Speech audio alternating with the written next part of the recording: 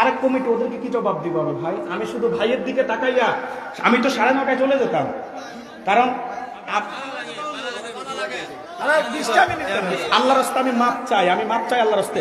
শোনেন, আমি থাকতাম, যদি আপনারা 1 বছর আগে যোগাযোগ করতেন, সত্যি যদি আমি 11টা আসতাম, যদি 2টা বলতেন, আমি 3 ঘন্টা বসতাম।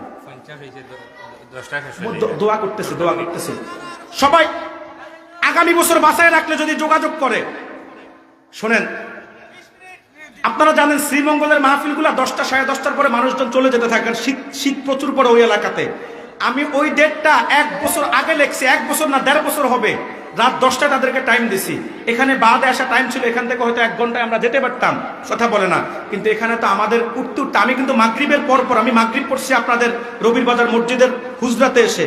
মাগরিব আমি এখানে পড়ছি আইসা, সে কয়েক ঘন্টা অপেক্ষমান। এখন শিডিউল মিস করাতে না আমি সময় দিতে পারি নাই, নতুবা তো 1.5 ঘন্টা ওয়াচ করে আমি যেতাম, ঠিক না? ইনশাল্লাহ যদি আমার ভাই ফখরুল ইসলাম সাহেব, আপনাদের প্রিন্সিপাল সাহেব যদি কখনো স্মরণ করে, আমি বলবো একটু আগে যোগাযোগ করতে, যেন আমার টাইমটা 11টায় থাকে, 10:30 11টায়। তাহলে ইনশাল্লাহ আমি চেষ্টা করবো 1.5-2 ঘন্টা সময় দেওয়ার জন্য।